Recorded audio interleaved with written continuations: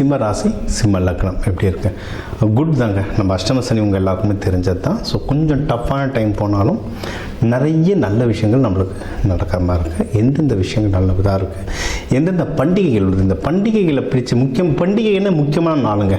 இதெல்லாம் வந்து energy points இல்லை, எனர்ஜி டேன்னு சொல்லுவாங்க. வேலையில் ஏதாவது ப்ரொமோஷன் ட்ரை பண்ணுறதுனா ட்ரை பண்ணுங்கள். ஏன்னா 1-1.5 வருஷத்தில் நம்மளை ஆஃபீஸ்லலாம் வச்சு செஞ்சிட்ருப்பாங்க. பெருசாக நம்மளுக்கு ப்ரொமோஷனோ ஒரு மரியாதையோ இருந்திருக்காது.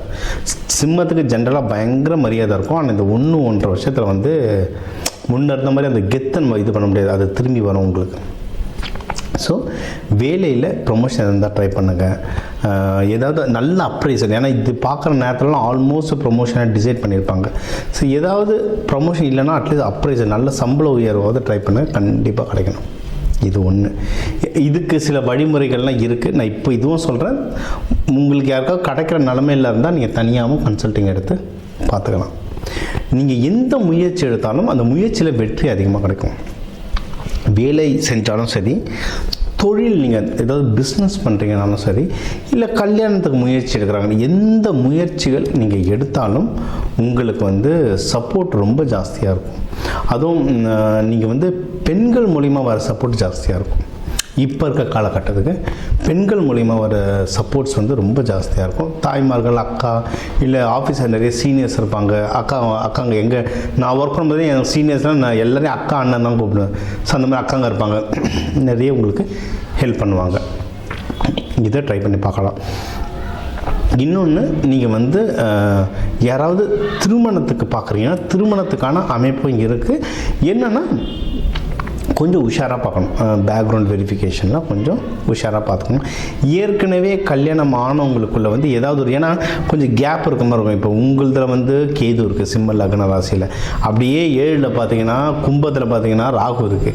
அதனால் கொஞ்சம் இழுபறியாக இழுத்துட்டு இருக்கோம். ஒரு சின்ன மிஸ் அண்டர்ஸ்டாண்டிங் போய் நடக்கும். ஒன்றும் இல்லைங்க. சித்திரை திருவிழா வருது.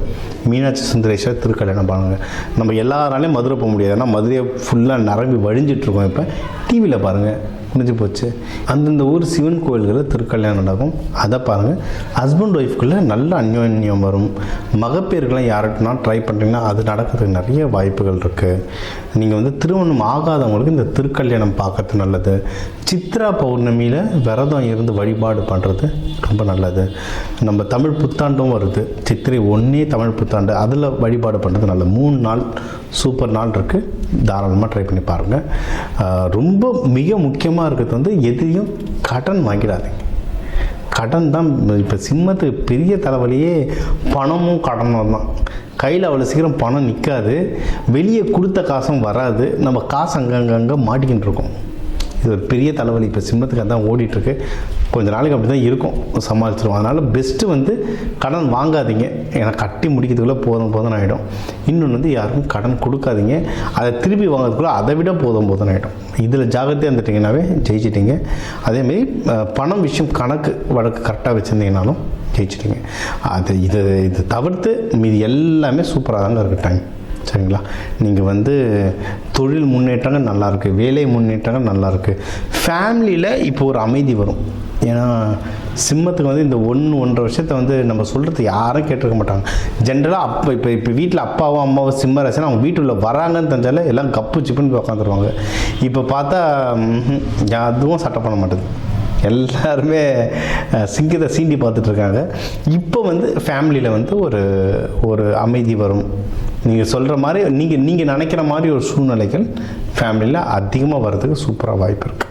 இது சுப நிகழ்ச்சிகள் நிறைய நடக்குங்க. நியூஸ் கண்டினியூஸாக வந்துட்டுருக்கோம். அதாவது நம்ம கஷ்டப்பட்டாலும் சரி, நம்ம வீட்டில் நிறைய சுப நிகழ்ச்சிகள் ஏதாவது மாற்றி வந்துட்டுருக்கோம். ஏதாவது வெளியூர் கோவில் போகிறதோ, எல்லோரும் சேர்ந்து குலதெய்வம் கோவில் போகிறதோ, இல்லை உங்களுக்கே ஒரு நல்ல ஃப்ரெண்ட்ஷிப். நான் இப்போ ரொம்ப ஒரு இயர்லி 20s இருக்கீங்கன்னா, சிங்கிள் தான் இருக்குன்னு நல்ல லவ் அமையறது, இந்த மாதிரி நிறைய சுப நிகழ்ச்சிகள் வரும்.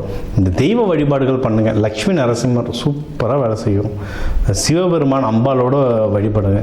அதே இந்த சித்ரா பௌர்ணமி, சித்திரை திருவிழாலாம் வழிபட்டு வந்தீங்கன்னா, அங்கே அன்னதானங்கள் கொடுத்துட்டு வந்தீங்கன்னா இந்த சித்திரை மாதம் உங்களுக்கு ஒரு சிறப்பான மாதமாக அமையும். இன்னொன்று, இப்போ இந்த சித்ரா பௌர்ணமி வர்றதுனாலங்க சிம்மத்துக்கு, இப்போ சிம்மத்தில் உங்களுக்கு கேது இருக்குது. அதனால் ஜீவ சமாதிகள் வழிபாடு சூப்பராக வேலை செய்யுங்க. சித்தர்கள், கேதுனாவே சித்தர்கள், சித்த புருஷர்கள், அவங்கள பிடிச்சிக்கோங்க.